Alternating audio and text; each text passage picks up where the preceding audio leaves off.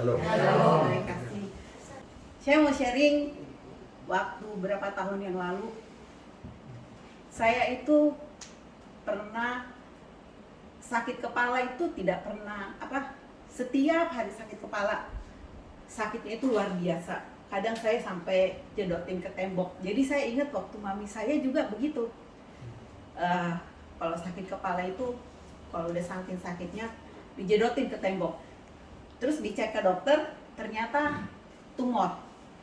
Saya tuh berpikir, aduh jangan-jangan saya tumor kali kayak mami saya gitu ya. Jadi pikirannya udah negatif. Terus waktu sakit, tapi setelah sakitnya itu saya berdoa, Tuhan sembuhkan, minum air hangat, teh hangat gitu, sembuh. Nanti nggak lama lagi sakit lagi. Jadi selama 1 tahun terus minta tolong didoakan saya. Terus ibu menyarankan saya untuk pergi, coba kamu cek. Akhirnya saya turutin. Secara manusia tuh saya takut, aduh nanti hasilnya apa ya, saya siap nggak ya kalau misalnya apa hasilnya itu seperti yang mami saya alami. Karena mami saya itu sampai dioperasi dan habis operasi itu tuh meninggal. Apakah saya akan mengalami hal seperti itu? Itu tuh di batin saya tuh bergejolak, ketakutan, kekhawatiran itu campur aduk. Saya bilang, nah di situ saya bilang Tuhan itu dikemanakan pada saat itu karena sepertinya tidak memiliki iman. Akhirnya saya memberanikan diri, saya pergi sendiri ke rumah sakit Siloam. Saya pergi, Tuhan, saya percaya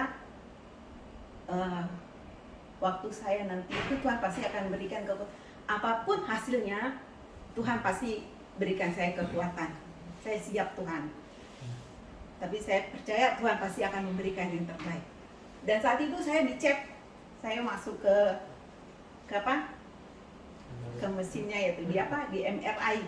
Masuk ke mesinnya itu, Tuhan saya sendiri, saya nggak punya siapa-siapa. Saya di situ tuh nangis, ketakutan. Tapi pas sudah masuk ke situ baru merasa sedih, cuman sendiri gitu. Tadinya pas mau melangkah ke rumah sakit itu berani sendiri masuk ke ruang ke dalam itu kan kalau masuk situ kan berisik ya, kayak dengar suara kereta api kenceng gitu kuping. Hampir 1 jam kali ada yang pemeriksaannya. Tiba-tiba saya keluar, sudah keluar saya lagi keliling di pintu situ udah berdiri satu teman kita yang baik banget, yang Agus waktu itu. Saya kaget, hah, kok Agus ada di sini? Saya bilang gitu. Kok Agus ada di sini? Saya bilang. Enggak, saya nggak apa-apa Gus, saya bilang. Dan saat itu saya percaya hasilnya pasti yang terbaik. Besok kamu balik lagi, kata dokternya, untuk membaca hasil ininya tadi, hasil MRI-nya. Saya balik lagi, saya dianterin sama lady. Itu perasaan hati juga masih dak-dikduk gitu. Apa ya hasilnya ya Tuhan ya? Percayalah kepadaku, jangan kamu takut dan khawatir. Aku akan memberikan yang terbaik bagimu. Siap Tuhan, saya bilang. Pergi ke rumah sakit sama lady. Waktu baca hasilnya itu dokter Julius tuh baca, kamu umurnya berapa? Katanya. Waktu itu saya masih umur 35-an, belum ada 40. Umur segini dong. Ini otak kamu sudah umur 60. Umur 60 katanya. Hah? Terus di itunya itu tuh banyak kayak kabut gitu. Ini kabut ini apa gitu. Hah? Jadi saya usia segitu, usia otaknya udah usia 60. Hah, saya cepat pikun dong nanti dok. Iya, kamu nanti akan cepat pikun. Di situ saya rasanya enggak. Tuhan pasti akan memberikan yang terbaik bagi kamu. Kamu jangan khawatir dan jangan takut. Di situ saya nggak ada rasa takut. Biar walaupun dokter bilang otaknya itu usia 60. Terus bagaimana caranya dok? Saya biar jangan pikun. Kan usia saya masih muda, masa saya udah pikun gitu. Tapi memang sebelum itu memang saya sering udah jadi pelupa gitu. Sering lupa, misalnya mau melakukan ini apa ya, Terus untuk mengingat itu tuh, saya tuh kepalanya tuh sakit banget. Jadi nggak boleh dipaksakan untuk mengingat sesuatu yang dilupakan gitu, yang lupa gitu. Kalau kamu misalnya mau melakukan sesuatu, catat. Jadi jangan sampai dipaksa otak kita ini untuk mengingat supaya nggak sakit. Jadi saya selalu catat. Tapi saya sambil berdoa, Tuhan, saya nggak mau pikun sebelum waktunya. Dan saya mohon Tuhan, otak saya ini normal seperti Engkau menciptakan adalah normal, seperti usia saya sekarang ini. Dan dengan berjalannya waktu, puji Tuhan, saya tuh nggak nyadar gitu loh, Tuhan itu bekerjanya segitu luar biasa. Kok saya nggak jadi pelupa ya? Saya kok ingat ya? Dulu yang dulu peristiwa-peristiwa yang dulu, saya tuh bisa ingat. Dan saya imani dan saya yakini bahwa otak saya itu sudah normal seperti usia saya sekarang ini. Amin. Itu mujizat yang pertama yang saya boleh rasakan. Karena saya dapat dikuatkan lagi dengan firman Tuhan yang di dalam Keluaran 15 ayat 26. Saya akan coba bacakannya. Keluaran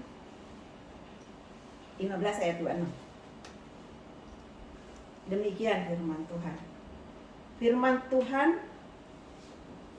Firman-Nya, jika kamu sungguh-sungguh mendengarkan suara Tuhan Allahmu dan melakukan apa yang benar di matanya dan memasang telingamu kepada perintah-perintahnya dan tetap mengikuti segala ketetapannya, maka aku tidak akan menimpakan kepadamu penyakit manapun yang telah kutimpakan kepada orang Mesir, sebab aku Tuhanlah yang menyembuhkan engkau.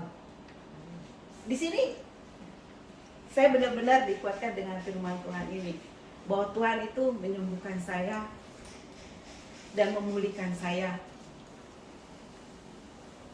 tepat pada waktunya. Karena Tuhan mengatakan di dalam firman Tuhan yang lain, apa yang Pengkhotbah 3 ayat 11. Di situ dikatakan, nantikanlah Tuhan berkarya hingga pada waktunya. Tuhan itu melakukan mukjizatnya itu pasti tepat pada waktunya Tuhan. Dia tidak akan pernah memberikan pencobaan melebihi kekuatan kita sendiri. Itu bukan tidak stop sampai di situ. Satu hari juga saya pernah mengalami satu sakit juga. Itu batuk nggak sembuh sampai 3 bulan. Dokter yang satu memberikan obat itu salah obat.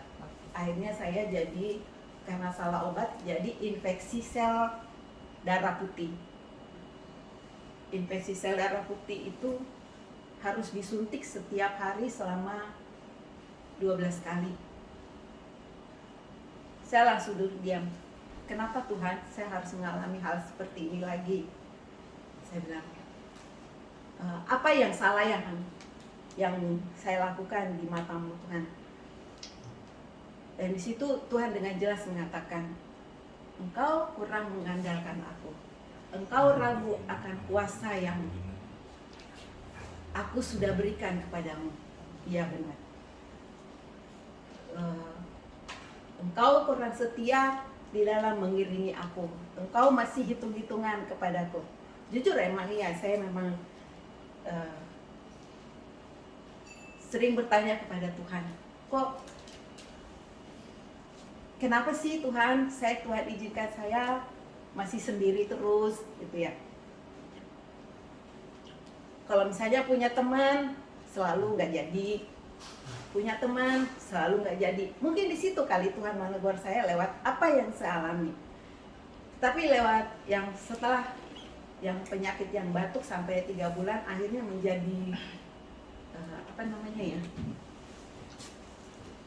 kayak hepatitis C.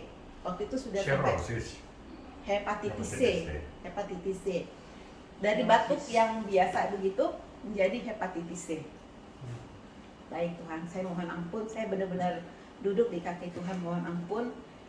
Kalau memang Tuhan mau memakai saya untuk melayani Tuhan dengan saya sendiri, ya udah saya siap Tuhan, saya mau. Pakailah saya menjadi perpanjangan tangan.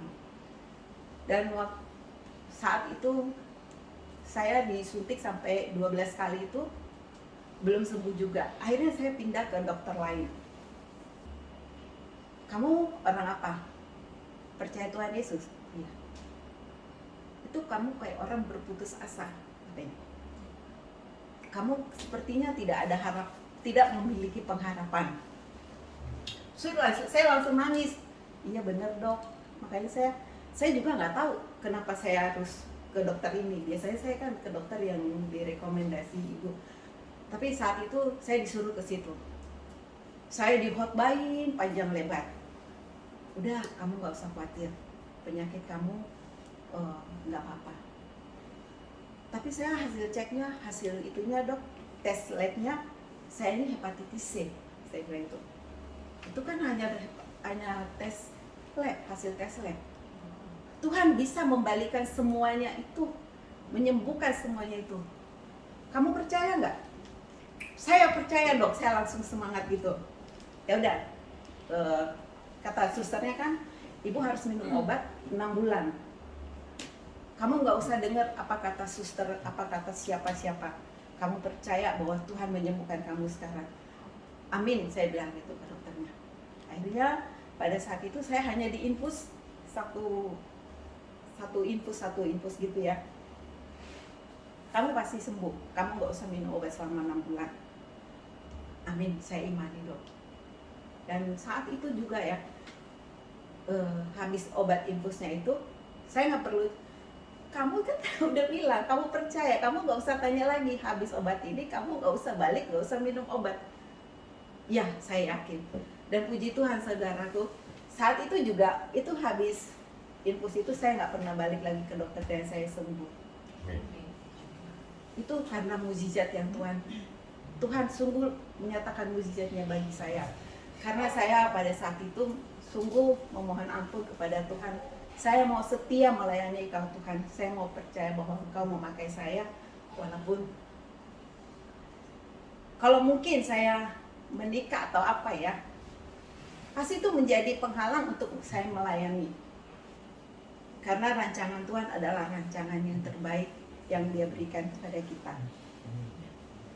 Dan mukjizat itu masih ada sampai saat ini. Ada begitu banyak mukjizat yang saya sudah alami ya.